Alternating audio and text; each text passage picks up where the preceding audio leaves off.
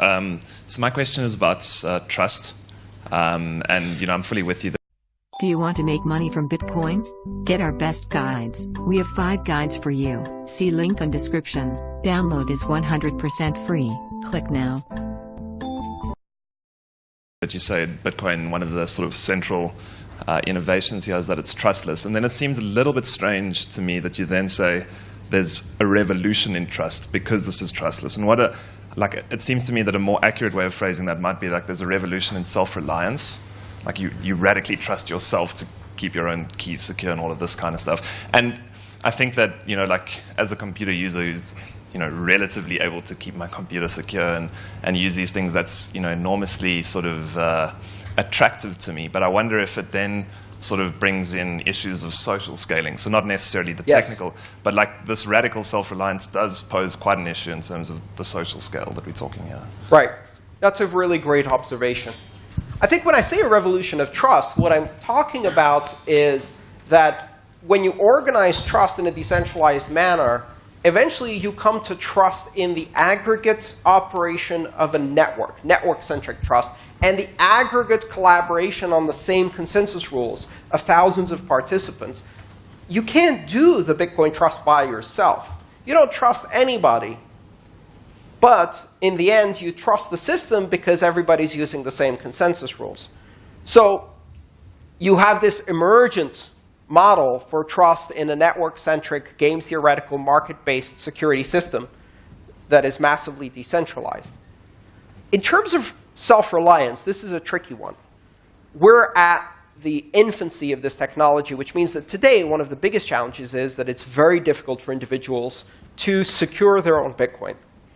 And in many cases, that leads people to rely on third parties and get doxxed, right? And concentrate all of their funds in one big, shiny honeypot that is an irresistible target. And as I like to say, there are 2 types of centralized exchanges in this world, those that have been hacked and those that will be hacked.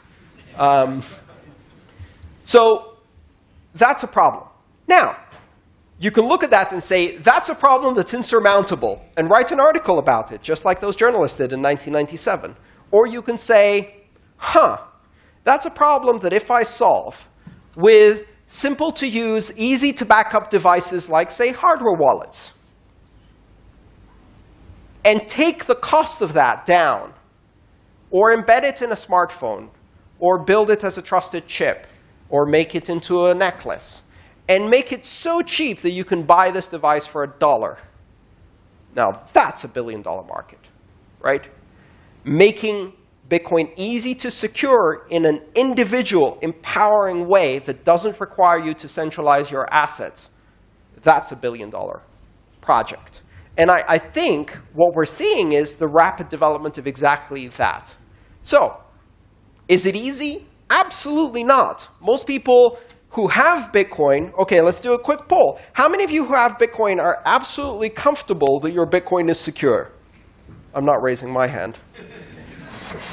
That's just asking for trouble, right? That's tempting karma. I am reasonably certain that I have managed to maintain my security for the last 5 years.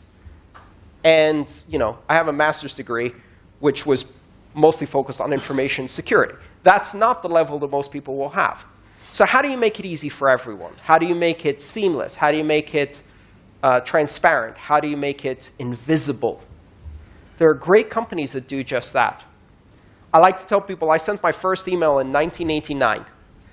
My mother sent her first email in 2009, 20 years to the day after that. Sending my first email involved downloading mail software from the BSD distribution, compiling it with a compiler on a Unix command line, firing it off, setting up a mailbox, attaching to a remote store and forward UCP copy server, sending the email, waiting 3 days for it to traverse the internet.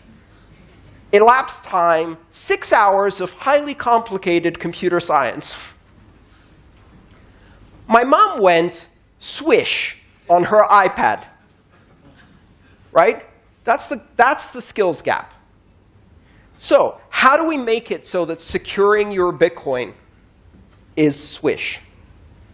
And the company that solves that and it is solvable, and makes it intuitive, reflexive, that company is going to be very successful. And I think there are a lot of companies competing for exactly that. So you're right. We're not there yet. That's why I say we're in the internet of 1992. There's no DNS. There's no web. You use Archer and Gopher to get information. Sending an email is an exercise in frustration, and you have to compile all of your software, right? Still 2 years away from Netscape. That's where we are. And that means that for now, this is not going to be a broad-based phenomenon. It is going to be something that it requires a lot of technical skill. We are not the early adopters. Those of us who are involved in Bitcoin, we are the lunatic fringe. The early adopters are 5 years out, right?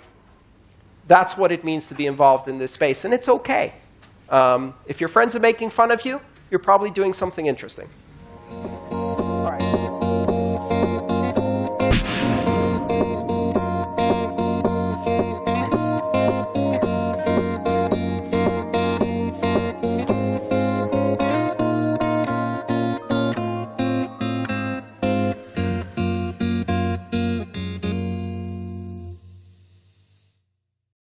Do you want to make money from Bitcoin?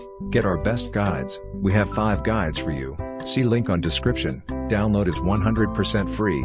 Click now.